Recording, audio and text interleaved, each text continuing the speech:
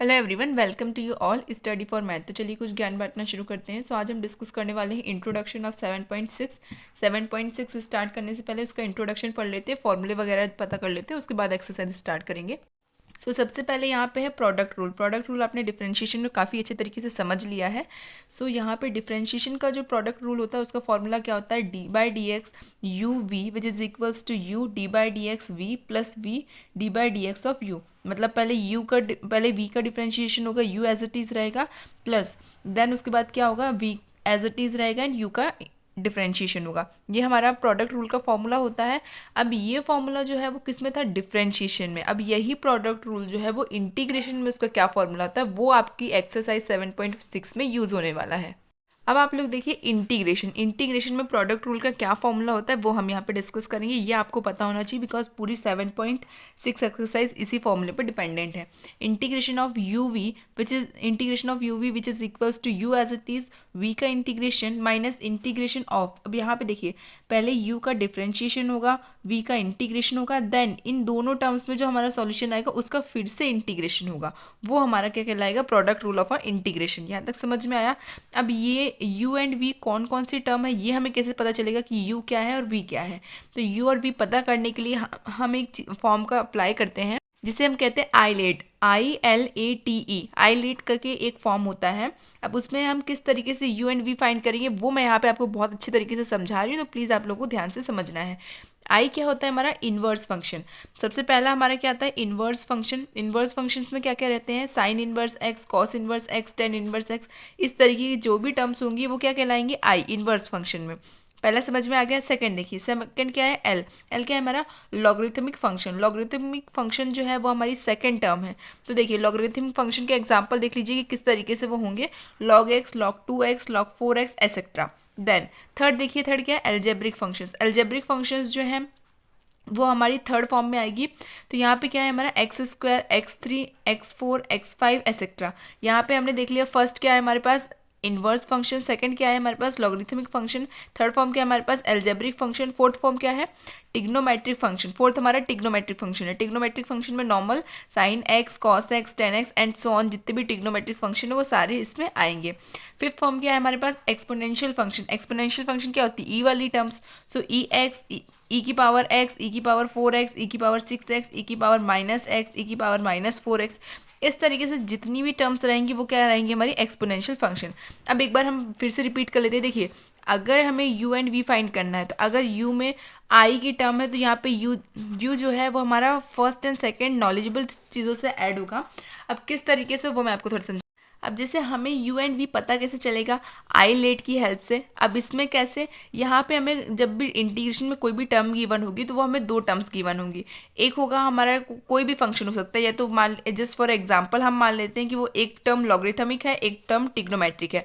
तो first u क्या होगा, हमारा लॉगरिथमिक होगा, और टिग्नोमेट्रिक क्या होगा, हमारा v होगा। बिकॉज फर्स्ट टर्म जो रहती है उसी को हम u कहते हैं, सेकेंड टर्म जो आती है उसको हम v कहते हैं।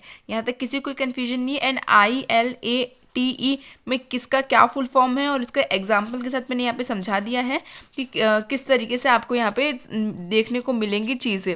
यहाँ तक कोई डाउट नहीं है। देखिए इसके एग्जाम्पल्स में अभी आप लोगों के साथ डिस्कस करने वाली हूँ। यहाँ पे तो मैंने सिर्फ और सिर्फ फॉर्मूले के बारे में डिस्कस किया, एग्जाम्पल हम देखेंगे तो बहुत ज़्यादा अच्छे समझ में आएगा आपको।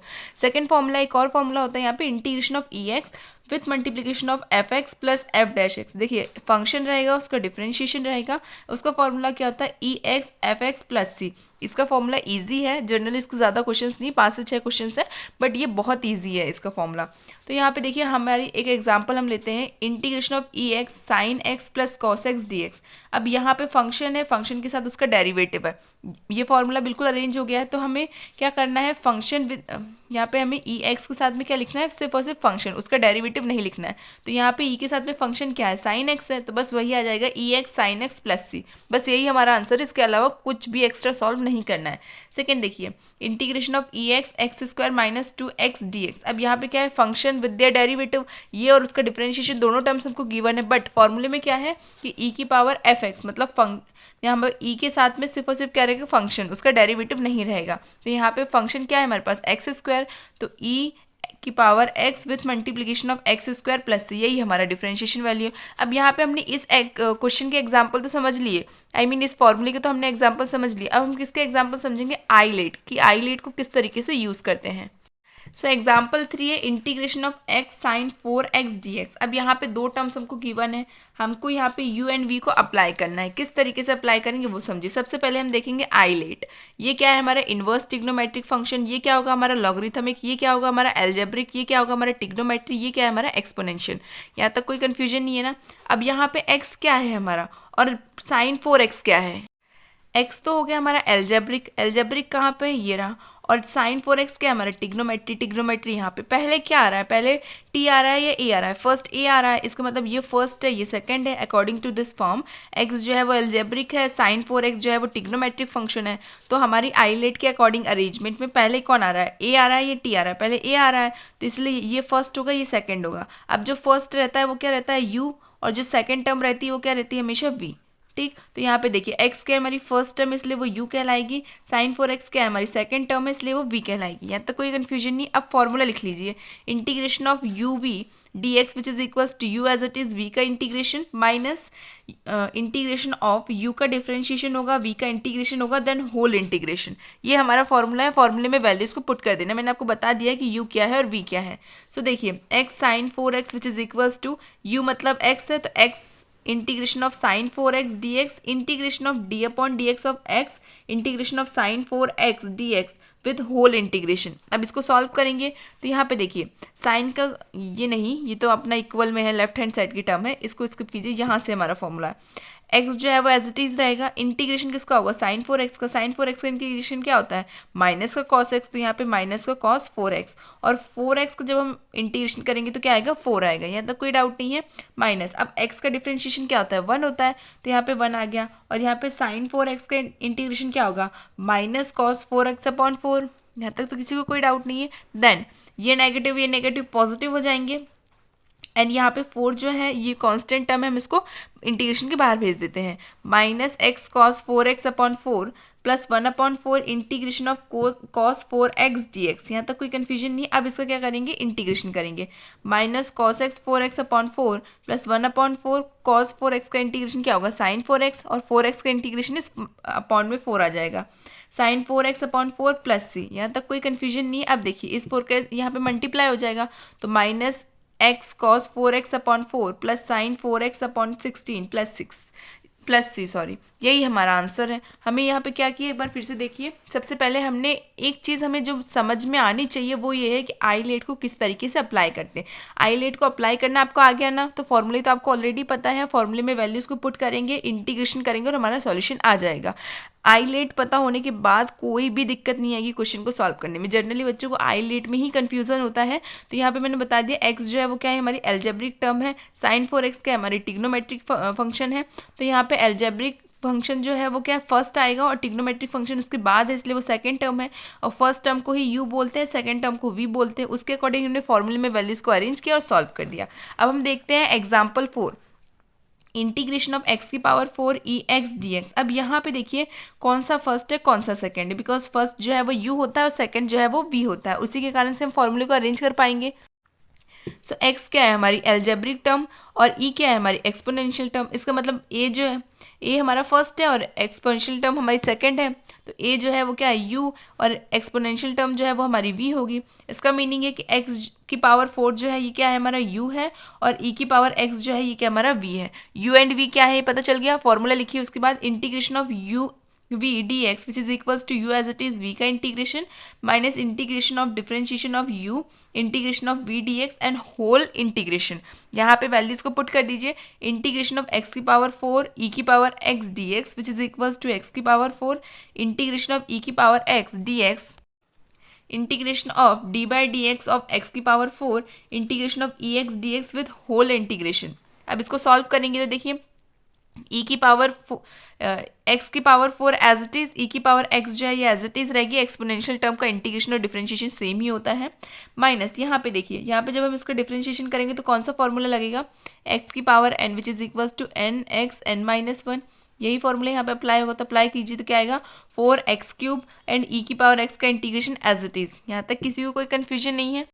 एक्स की पावर 4 ई की पावर एक्स माइनस 4 जो है कांस्टेंट है इसलिए इंटीग्रेशन के बाहर लिख दिया है।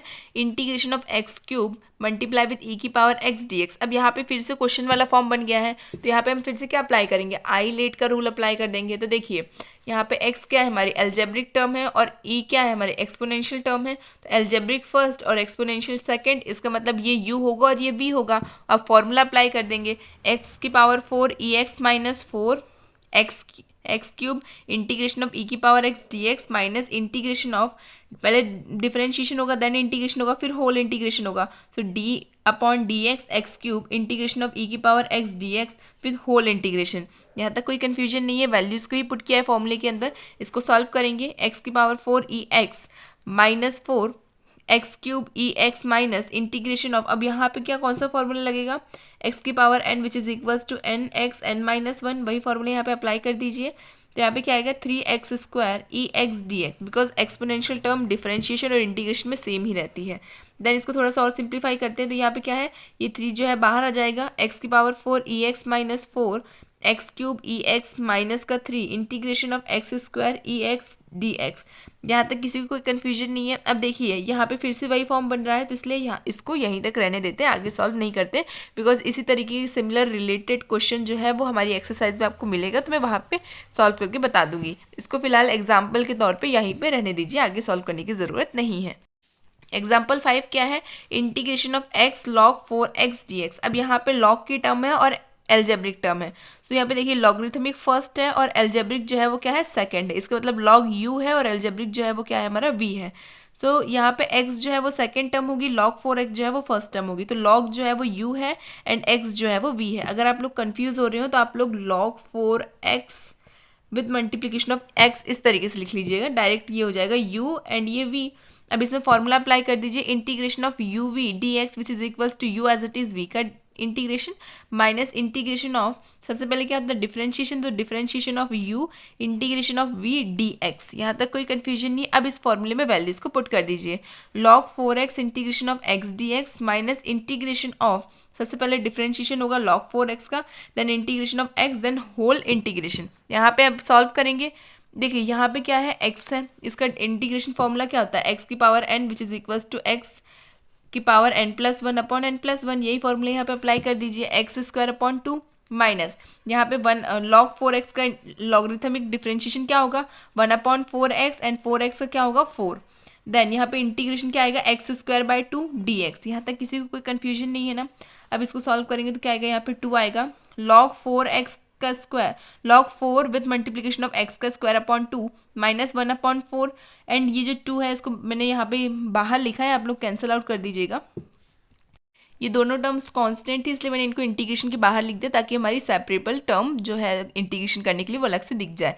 log 4x with multiplication of X square by 2 minus 1 upon 2, यहाँ पे बचा हमारा 1 अपॉन 2 और यहाँ पे x का इंटीग्रेशन क्या होगा एक्स स्क्वायर बाय 2 प्लस इस 2 का 2 से मल्टीप्लाई होगा तो क्या होगा log 4x multiply with x square upon 2 minus x square by 4 plus c, यही हमारा फाइनल आंसर है। आई होप यहाँ तक आपको समझ में आया हो। कोई प्रॉब्लम होती है, कोई चीज़ नहीं समझ में आती है तो कमेंट सेक्शन में ज़रूर पूछिएगा। Thank you so much for watching my video, keep watching, keep sharing, thank you.